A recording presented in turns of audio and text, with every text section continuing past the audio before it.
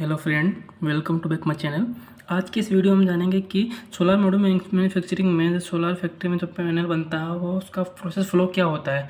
सबसे पहले हम जानेंगे कि इसमें दिया हो गया है जैसे glass loader, front EVA, stringer, लेप, सारी मशीनें दी गई। मैं आपको स्टेप बाय स्टेप समझा रहा हूँ। तो सबसे पहले सोलर मॉड्यूल मैन्युफैक्चरिंग में मटेरियल मटेरियल आता है।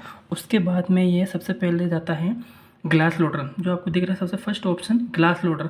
ग्लास लोडर में ग्लास लगता है। उसके बाद में ये फ्रंट ईवीए, इसके ऊपर ईवीए लगता है। उसके बाद में ये जाता है ग्लास और फ्रंट ईवीए लगने के बाद में स्ट्रिंगर में जाता है। स्ट्रिंगर में सेल होता है, तो सेल एक स्ट्रिंग बनता है। स्ट्रिंग बन के बाद में लैप में जाता है। लैप में लैप होता है। उसके बाद में जाता है ऑटो बसिंग। ऑटो बसिंग के बाद में बसिंग होता है, बस बार लगता है। उसके बाद में जाता है ऑटो बार कोड पे, जहाँ बार कोड लगता है। बार कोड लगने के बाद में उसको स्ट्रिंग को सही फिक्सिंग करने के लिए टेप लगाया जाता है कि अपनी पोजीशन पर। टेप फिक्सिंग होने के बाद में ये जाता है बैक ईवी कटिंग में। बैक ईवी कटिंग में इस पर बैक साइड ईवी लगता है। उसके बाद में बैक ईवी लगने के बाद में ये बैक ग्लास लोडर के अंदर जाता है। बैक ग्लास लोडर का ग्लास लगता है। उसके बाद में लीड फ्लैटिंग जाता है, तो इसमें जो टर्मिनल लगता है ना उसको फ्लैट कर देता है।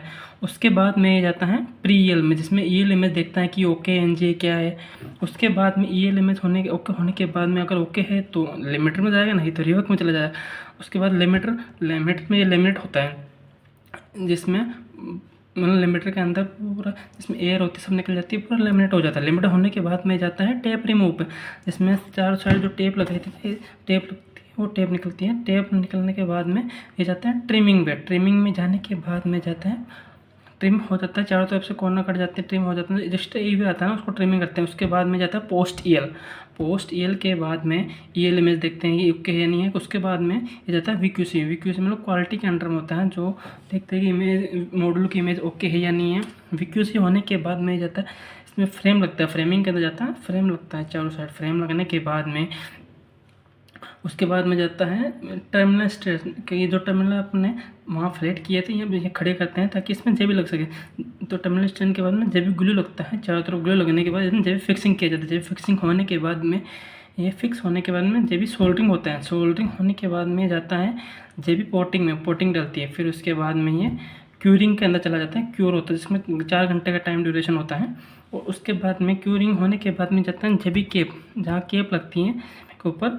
और फिर उसके बाद में जाता है बफिंग पे। बफिंग होने के चारों कॉर्नर बफिंग हो जाते हैं। बफिंग होने के बाद में कॉन्टेक्ट फ्लो फिक्सिंग करता है, जहाँ कॉन्टेक्ट फ्लो लगाते हैं।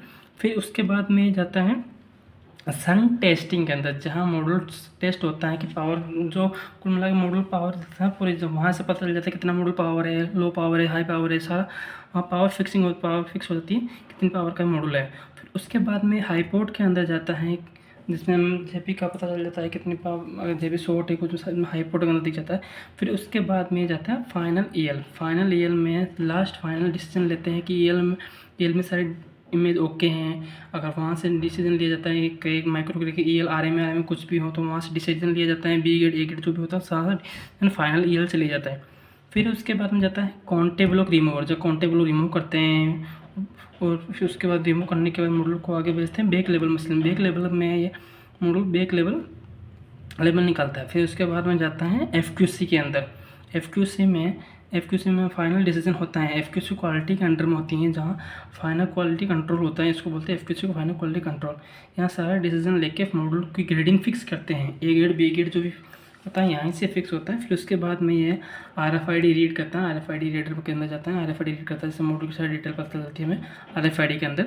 फिर ये जाता है ऑटो कॉर्नर, चारों कॉर्नर में कॉर्नर फिक्सिंग होता है। फिर कॉर्नर फिक्सिंग होने के बाद में ये जाता है ऑटो सॉर्टर में, जहाँ बिन बने होते हैं अलग अलग 10 बिन होते हैं, उसमें जानना है ग्रेडिंग वाइज। फिर ये चला जाता है अपना पैकिंग के अंदर, पैक हो जाता है। इसी तरह हमारा ये सारा प्रोसेस फ्लो होता है और इससे मॉडल बनकर तैयार हो जाता है, पैक हो जाता है। ओके दोस्तों, बाय।